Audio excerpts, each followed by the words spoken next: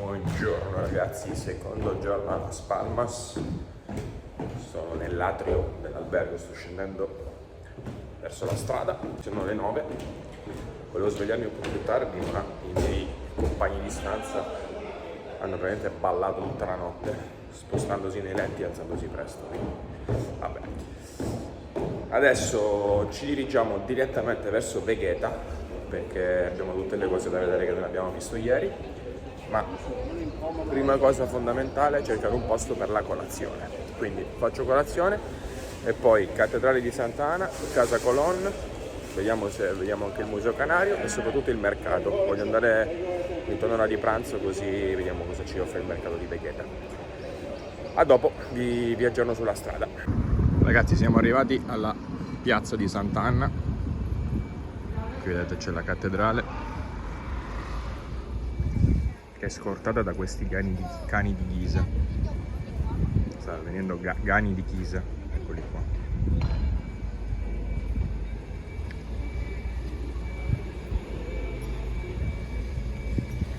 Questa è la piazza.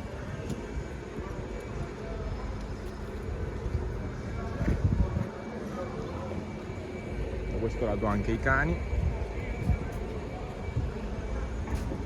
Non so bene perché siano qua, ma mi sa che la cattedrale è chiusa, c'è un camion che sta entrando letteralmente dentro, quindi ve la faccio vedere solo da fuori perché appunto dentro immagino che non si possa vedere. Ed eccola qui, ve la mostro in tutto il suo splendore. Devo dire che la facciata è abbastanza semplice, anche per quello che sono riuscito a guardare dentro mentre entrava il camion, mi sembrava abbastanza appunto rinnovata anche dentro. Questo qui accanto è il Palazzo Episcopale. E niente ragazzi, questa è la piazza Sant'Anna, come vi dicevo. Adesso faccio un girone dintorni, poi vedo se gli altri posti che volevo vedere sono aperti. Intanto lì ci sono dei vecchi che fanno una danza strana con dei ventagli.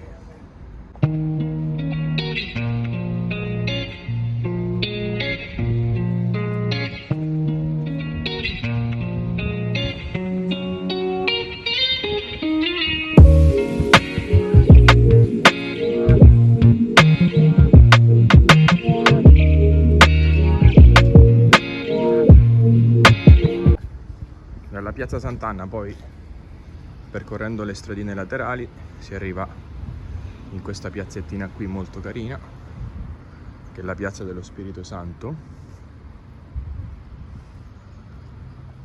dove c'è questa fontana, vedete, e questa piccola chiesetta. Poi, volendo, quello che farò io, tra l'altro, scendiamo da questa viuzza qua, che non so dove mi porti, ma eccola qui. Tra l'altro ragazzi, oggi voglio fare la prima polemica della giornata perché sto cercando un posto per fare colazione. Ce n'era uno che avevo visto ieri vicino all'albergo in Triana. Sono entrato, le cose non sembravano neanche male e costava poco, però ho detto vabbè, cerchiamo qualcosa di un po' più tipico. Quindi ho cercato su internet e Google mi dava un paio di posti vicino alla cattedrale, tra cui un posto italiano. Per cui vabbè, arrivo in questo posto italiano, lo guardo, non mi sembrava granché, era una caffetteria vecchio stile, però appunto era italiano, ho detto guarda, mi faccio fare un bel caffè e i dolci saranno buoni. Quindi ho preso il caffè e la riccia, la sfogliatella riccia, che però era lì da qualche giorno. E tra l'altro quindi ho speso il doppio di quanto avrei speso in quel posto là e non mi è neanche piaciuto. Quindi vabbè, sono già... adesso rendiamo la giornata migliore. Ragazzi, sono dentro il Museo Canario, che è un museo archeologico di base, quindi oltre ai vari ritrovamenti, ceramiche, potete vedere qui vasi eccetera eccetera, qua c'era una cosa pazzesca, ci sono le mummie. Questa è una, adesso ve la mostro da più vicino, spero si capisca perché è abbastanza malmessa. Sono tutti i resti delle ossa che si sono sfragnate. E qui la testolina che fa capolino. E qui ti spiega un po' cosa è successo al povero Cristo. Ma soprattutto, guardate qua, questa stanza che sembra di essere dentro un museo della scienza. Pieno di teschi, scheletri, ossa di altro tipo. e soprattutto altre mummie. Questa è una mummia femminile e qui c'è la storia, morta tra il 564 e il 560 d.C. di età matura.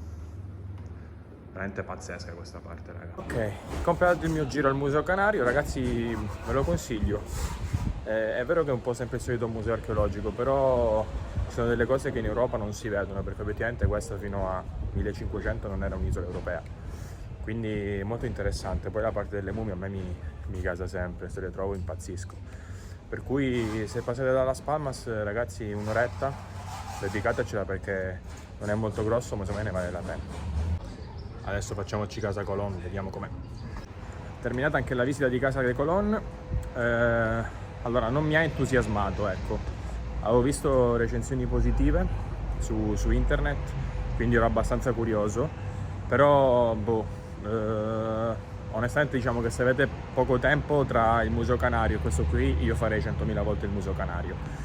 Casa de Colón è carina perché ti racconta un po' la storia di Cristoforo Colombo, per loro Cristobal Colón è Cristoforo Colombo appunto, quindi racconta un po' i suoi viaggi, ricostruisce un po' quella che era la stanza in cui viveva sulla Niña, però insomma per il resto è abbastanza basico, per cui io personalmente non lo consiglierei, però se vi piace la storia, vi piace Cristoforo Colombo in generale, fateci un salto. Adesso provo a portarvi al mercato e ci aggiorniamo tra poco. Eccoci dentro il mercato, vi mostro un po' i vari stand, frutta di tutti i tipi, formaggi, olive,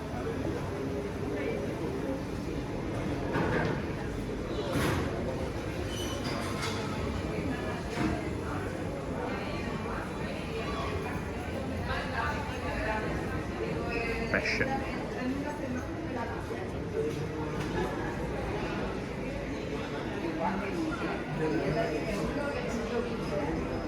Continuiamo il giro, tutti gli stand di frutta e verdura, c'è anche i dragon fruit.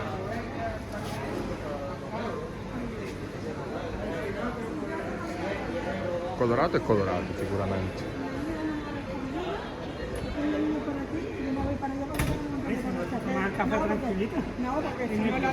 Qui ci sono altre zone, adesso provo a capire. Guarda anche qui i colori. Ci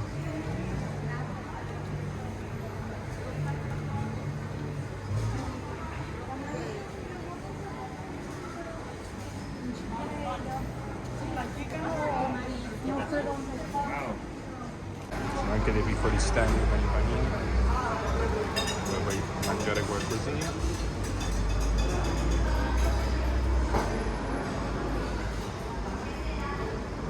Caffè.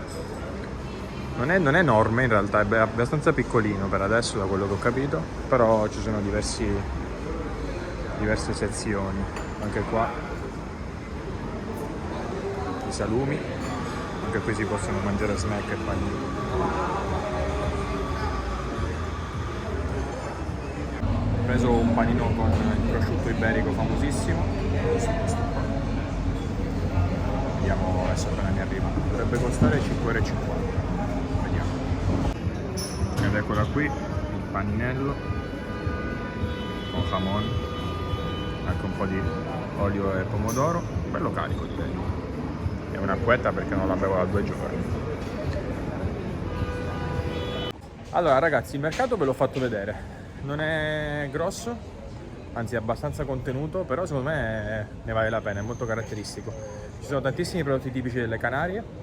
Vi ho fatto vedere un po' i formaggi, la frutta di qualsiasi tipo, si può comprare la carne, il pesce e poi ci sono alcuni posticini dove magari prendere il caffè, che non sembrava affatto male, dove mangiare qualcosa come ho fatto io. Tra l'altro il panino e l'acqua mi sono costati 7,30 €, ovviamente non è un pasto completo, è più uno snack, però se pensate che il prosciutto da solo costava 170 € al chilo, mi sembra un prezzo più che onesto.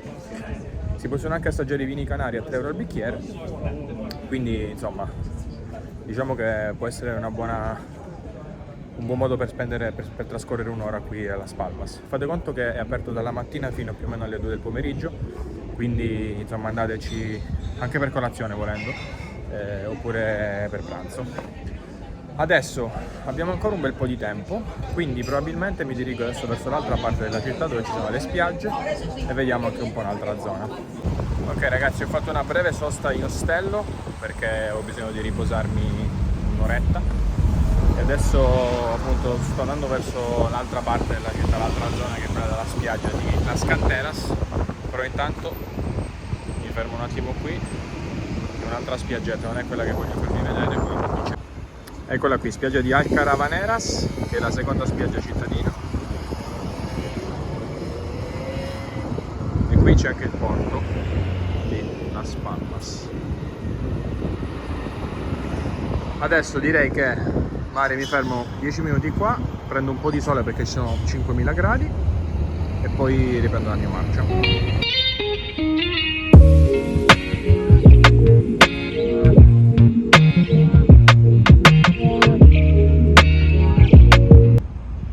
Ok, la pausa in spiaggia è stata rigenerante, devo dire, sono stato una ventina di minuti, ci voleva, ma adesso siamo davanti a Playas de las Canteras, la spiaggia più importante di Las Palmas. Adesso vi porto a vederla, intanto qui palazzo artistico.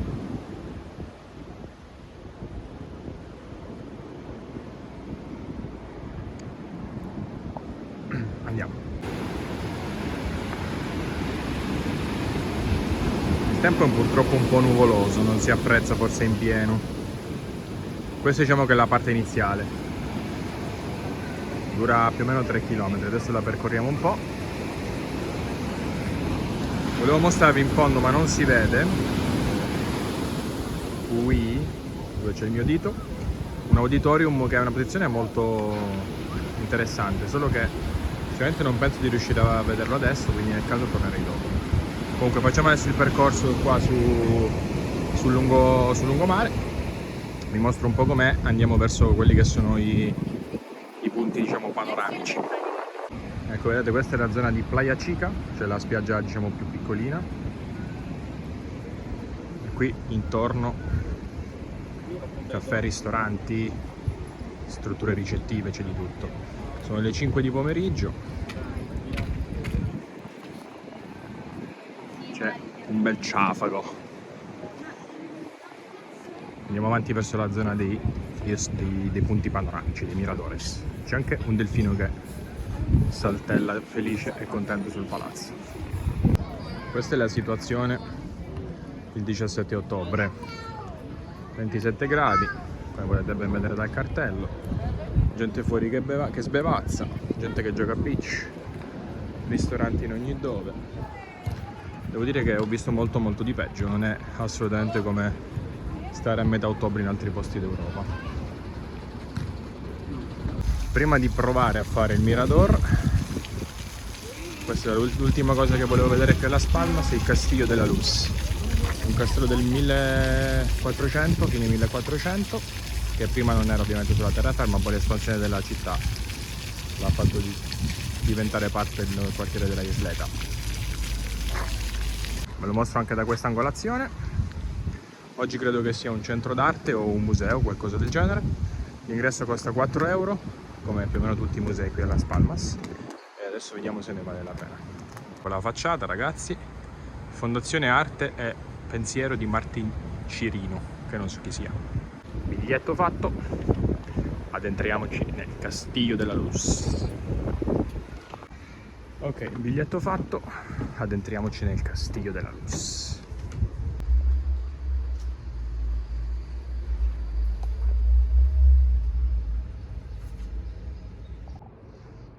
Prima stanza, cortile delle armi.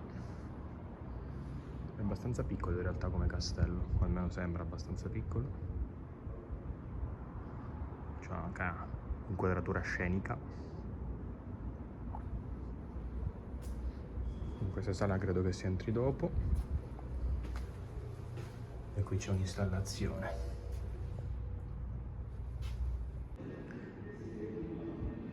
Qui pensi ai resti delle mura. Queste sono le installazioni.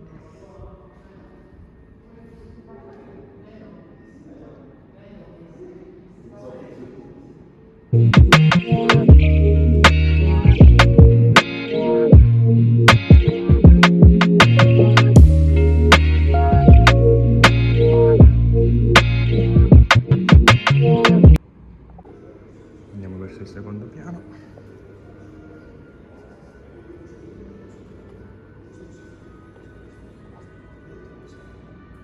Questa sala non è malvagia, devo dire, eh? Questa è la vista dal secondo piano.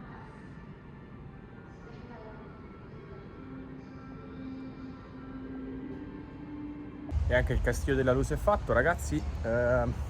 Dentro non ne vale granché la pena, nonostante il biglietto costi poco, diciamo che insomma così così. Però a me piace sempre comunque entrare un po' in questi posti, soprattutto per vedere gli interni, anche se magari non conosco l'artista o le opere che ha fatto. In questo caso diciamo che dentro è poco riconoscibile rispetto probabilmente al castello che era quando è stato costruito, per cui da fuori, se volete dargli un'occhiata da fuori, secondo me è più che sufficiente. Adesso proviamo a ritornare sulla spiaggia, sul lungomare. Cerco di fare l'ultimissima cosa della giornata prima che faccia buio e poi mi siedo a godermi un paio di cagnas, un paio di birrette che me ne sono assolutamente meritate. Sempre proseguendo sul Payas de las Canteras, ragazzi, si arriva a questo tratto con le rocce nere.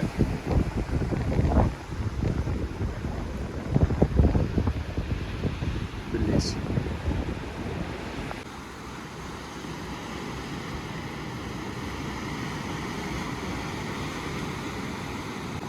Sto facendo il trekking, o almeno credo, raga, che non è altro fondamentalmente che andare sempre dritti dalla spiaggia. E questa è la situazione, siamo nel punto credo più selvaggio della città. Questa è la vista, veramente veramente impressionante. Ragazzi, ce l'ho quasi fatta, quello è il Mirador de la Cruz. Qui c'è il quartiere residenziale di Ileta. E questa è la vista da qui intanto. Cima raggiunta, c'è giusto un attimo di vento. Questa è la croce. Adesso aspetto qui il tramonto e poi riscendiamo.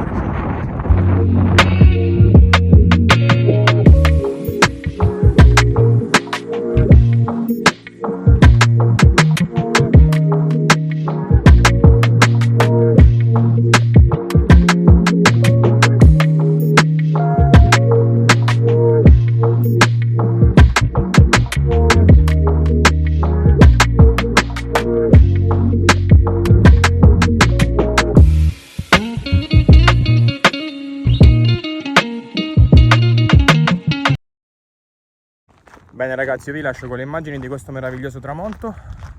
Oggi è stata una giornata veramente impegnativa, ho fatto tantissime cose, quindi sono leggermente stanco. Per cui adesso vado a cercare un posto dove reidratarmi e poi un posto per mangiare qualcosa un po' più carino. Per cui ragazzi, vi auguro una buona serata e ci vediamo domani.